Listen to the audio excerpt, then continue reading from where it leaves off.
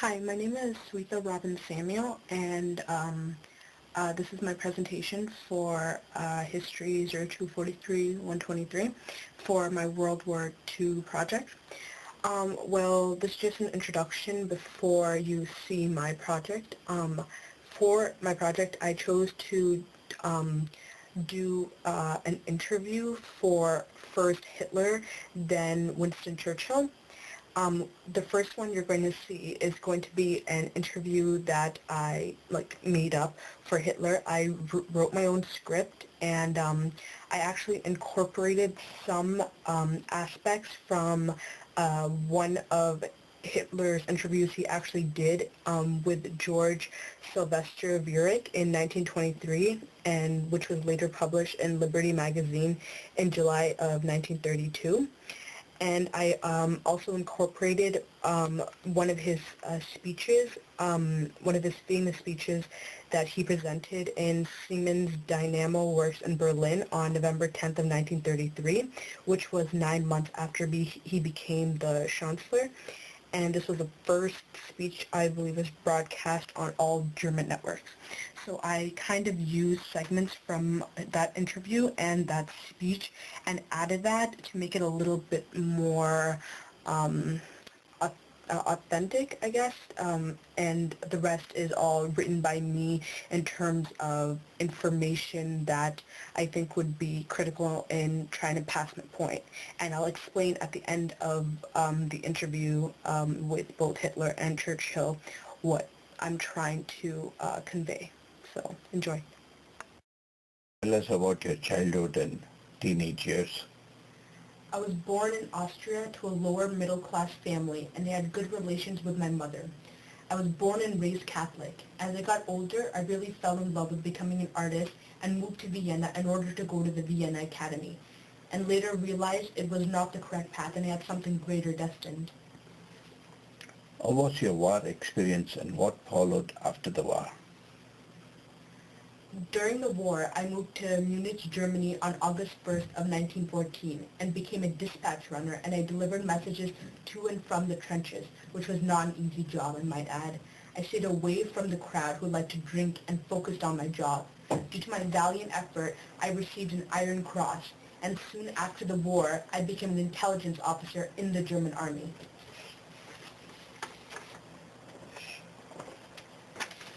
Explain what the National Socialist German Workers' Party is. The Weimar Republic mistreated the German people and should be considered November criminals. They allowed Great Germany to be treated like one of France's colonies. They negotiated the Treaty of Versailles, which caused so much economic turmoil for Germany. Germany was split into two by Poland. The National Socialist German Workers' Party is trying to restore Germany from the mistakes caused by the Weimar Republic. We chose to call ourselves the National Socialists. We are not internationalists. Our socialism is national. We demand the fulfillment of the just claims of the productive classes by the state on the basis of race solidarity. To us, state and race are one. We believe in a healthy mind, in a healthy body. The body politic must be sound if the soul is to be healthy. Moral and physical health are synonymous. Explain the reasons behind your land expansion plan. The German people are a superior race. Don't you think, Arnold Albies? Yes, but others may not agree. Well, as superior people, we, the Aryan people, have a duty to teach and guide the inferior people, don't we? We have the best genes in the world, and since we are superior, should we not take land from the inferior people? The Slavics in Russia and Poland are inferior to us. Must we let the inferiors lead the world? And let us not forget one of the main reasons we lost the First World War. And who is responsible for the economic crisis in Germany? The Jews. And they're living in our very country. The struggle between the people and the hatred amongst them is being nurtured by the Jews. In my scheme of the German state, there will be no room for the alien, no use for the wastrel, for the usurer or speculator, or anyone incapable of productive work. And let us not forget how unfair Germany was treated after the First World War, with so much reparations to pay that us German people do not even have enough money to feed our kids. The Allies say we cannot remilitarize, yet the French army is so big. Can we not have our own army? And especially place troops within the Rhineland, which is German-owned property. We just want to revise elements of the treaty. Why do you think Germany should take care of the Sudetenland? Well, Arnold, the Sudetenland has a lot of German people within it, roughly 2.8 million people. The German people are being oppressed there. They deserve autonomy from the Czech government. But in general terms regarding imperialism, economic imperialism, like military imperialism, depends upon power. There can be no world trade on a large scale without world power. Our people have not learned to think in terms of world power and world trade. However, Germany cannot extend commercially or territorially until she regains what she has lost and until she finds herself. Germany has been living in a veritable blizzard of national, moral, and economic catastrophes. Do you think you are the right person for the job? Well, if I was not the right person, then the German people would not have elected me into power. I did not trick my way to the top. You elected me into power. Why are you against the spread of Bolshevism, and what caused you to invoke Article 48? I'm sure you have heard about the fire that occurred in the German parliament. A Dutch communist started that fire. Communists are dangerous people, and from this terrorist attack we can see why. Bolshevism is our greatest menace. Kill Bolshevism in Germany and you restore 70 million people to power. The Treaty of Versailles and the Treaty of Saint-Germain are kept alive by Bolshevism in Germany. The peace treaty and Bolshevism are two heads of one monster. We must decapitate both. There is national emergency occurring throughout Germany. Would you not give up a few things in your life in order for protection? Protection from danger, not only to you, but your family as well.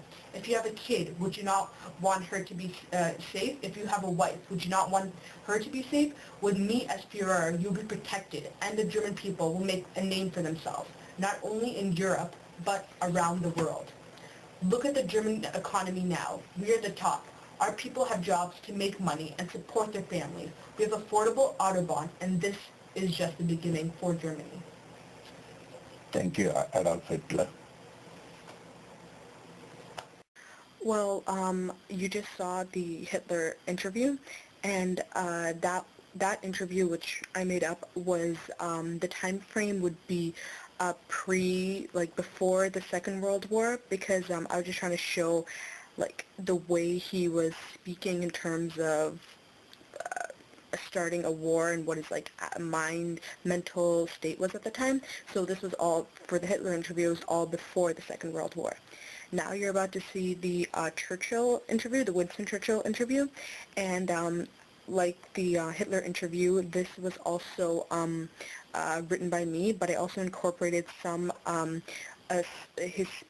one of his speeches, which was his speech that he wrote, that he said in when he became Prime Minister of Britain to the House of Commons. I incorporated a little bit of that, and I also incorporated his speech that he made after the Blitz of German, when Hitler ordered Germany to attack civilian towns including London and other places in Britain, and incorporated both of those into this script which you're about to see.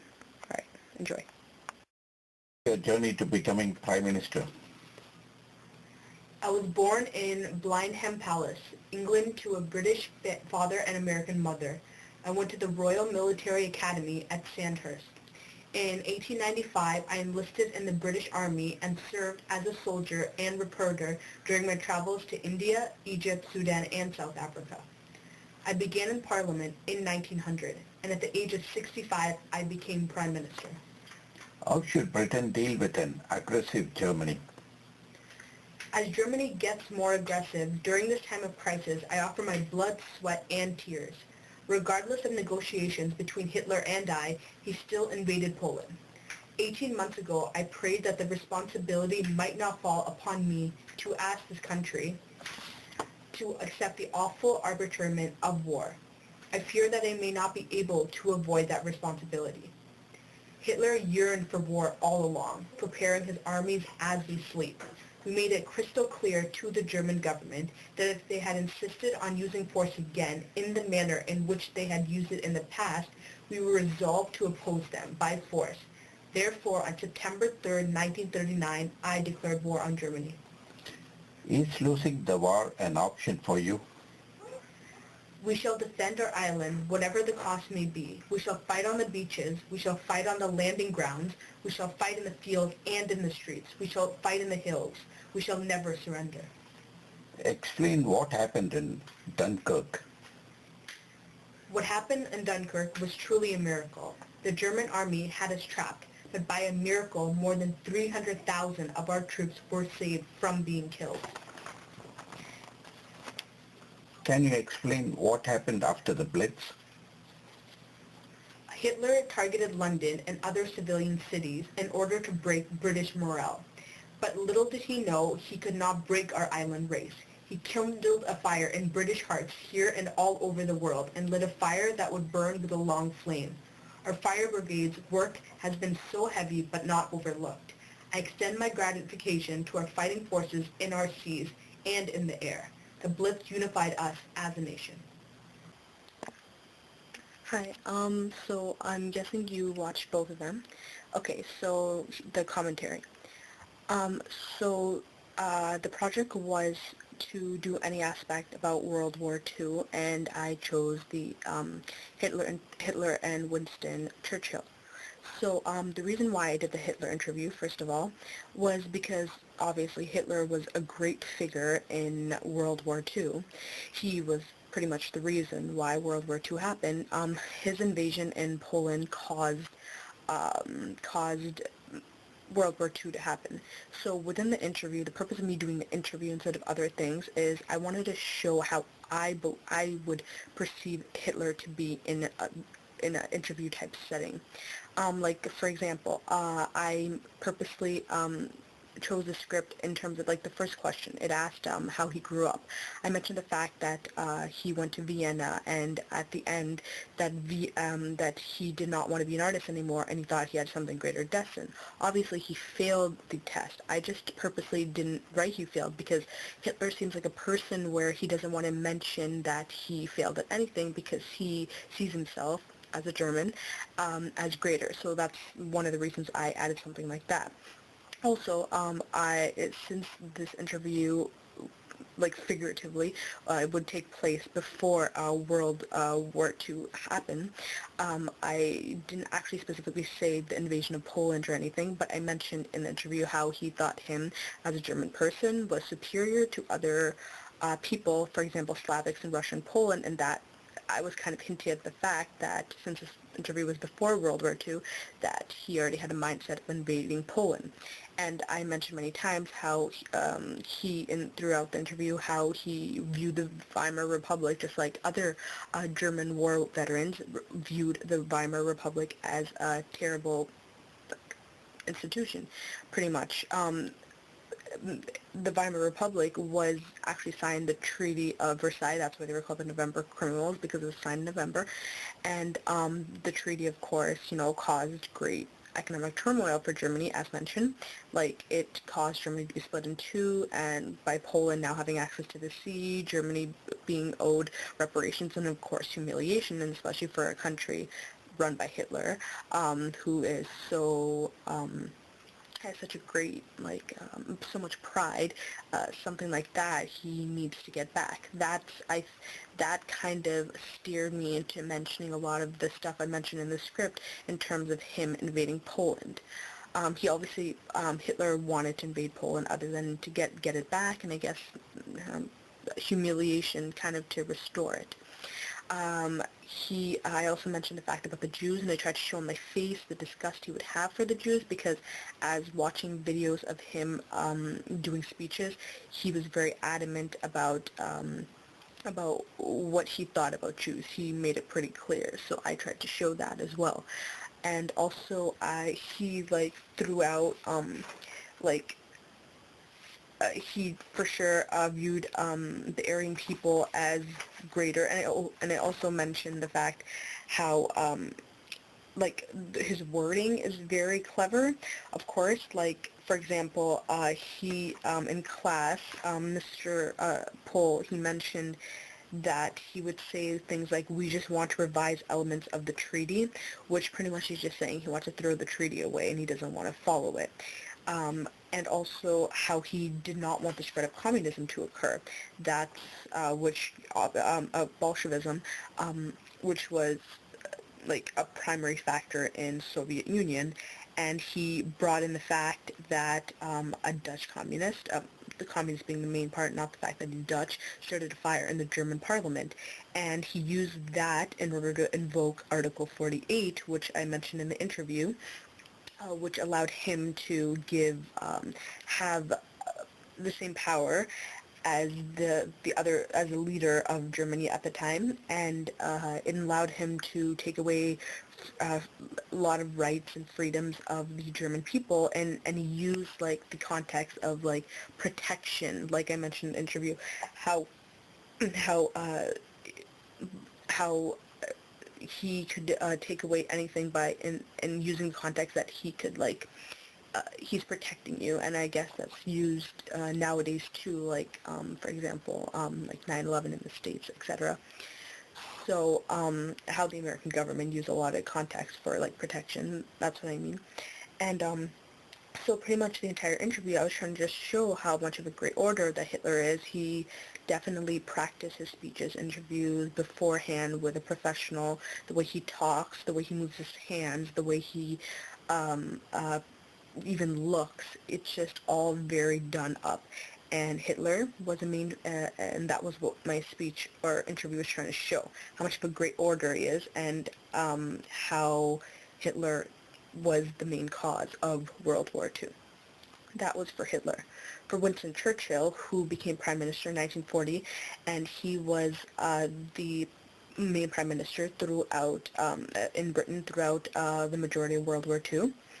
He was against appeasement. He for sure was for people fighting in the war. He was a very strong figure in British history because he did not back down from Nazi Germany. And he, after the invasion of Poland, both Britain and France declared war on Germany.